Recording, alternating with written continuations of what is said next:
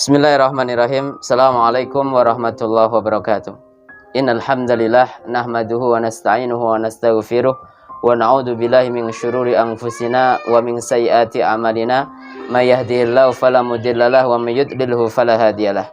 Asyhadu an la ilaha illallah wahdahu la syarikalah wa asyhadu anna Muhammadan abduhu wa rasuluh. Allahumma shalli wa sallim wa barik ala nabiyyina Muhammadin wa ala alihi washabihi ajmain. Faya ayyuhal hadiruna ittaqullah haqqa tuqatih wa la tamutunna illa wa antum muslimun.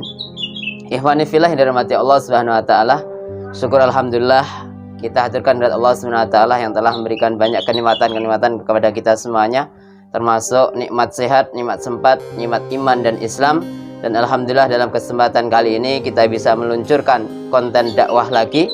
Mudah-mudahan bisa menginspirasi bagi kita semuanya dan bisa menjadi salah satu inspirator dalam kehidupan kita untuk bisa hijrah ke jalan yang lebih baik lagi. Salawat salam kita aturkan kepada baginda Rasulullah Muhammad sallallahu alaihi wasallam, Nabiullah akhiruz zaman yang kita tunggu-tunggu syafaatnya kelak di yaumil qiyamah nanti. Baik ikhwah fillah yang dirahmati Allah Subhanahu wa taala, Ali bin Abi Thalib karamallahu wajhah berkata, al-haqqu bila nidomin sayuglabu al-batil bin nidomin. Kebenaran tanpa dikoordinir bisa dikalahkan oleh kebatilan yang terkoordinir. Maka dari itu sebelum kami lanjutkan, mari kita bersama-sama mendukung channel dakwah ini dengan cara klik like, subscribe, komen dan juga share untuk bisa kita istiqomah dalam dakwah ini. Baiklah ya filah dirahmati Allah Subhanahu wa taala, kurang lebih hampir 2 tahun pandemi corona sudah menjadi pandemi global. Kita bangsa Indonesia juga harus bisa beradaptasi dengan keadaan seperti ini.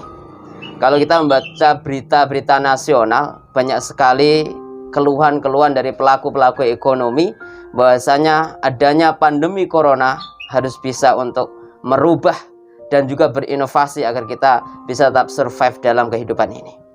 Islam mengajarkan salah satu bentuk stimulus agar ketika kita dalam mencari rezeki, walaupun dalam keadaan pandemi, kita masih bisa optimis dan keberkahan senantiasa mendatangi kita.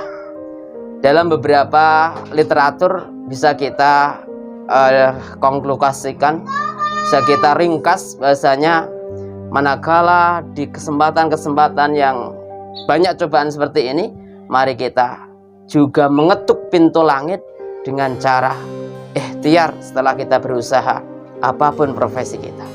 Maka hal-hal yang harus kita lakukan dalam kaitannya tetap eksis di tengah pandemi dan juga dalam koridor kita tetap mendapatkan keberkahan dari Allah SWT, maka lakukanlah langkah-langkah berikut ini.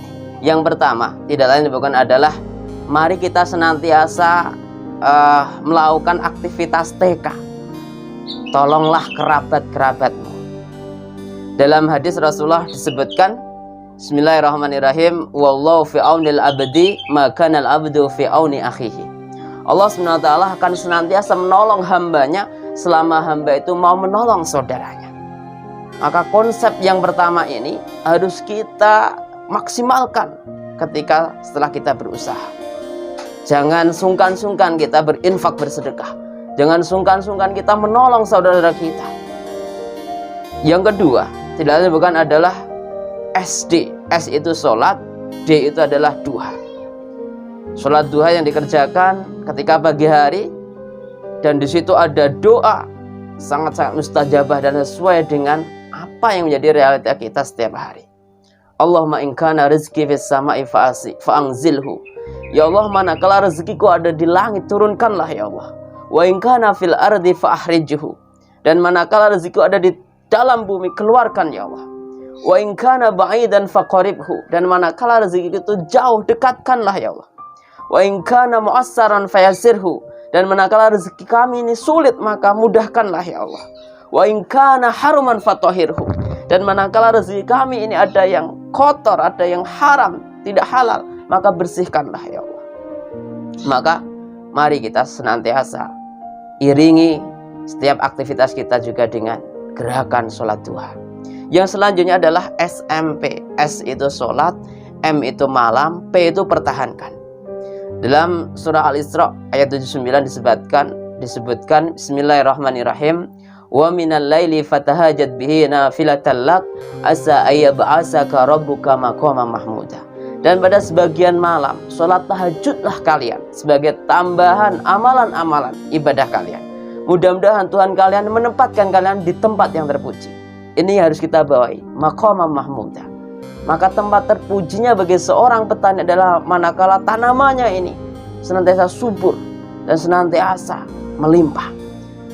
Yang menjadi maqaman mahmudanya sebagai seorang pedagang adalah manakala dagangannya laris. Pun demikian profesi-profesi yang lainnya. Yang berikutnya adalah SMA. S itu selalu, M itu membaca, mempelajari, mentadaburi Al-Quran.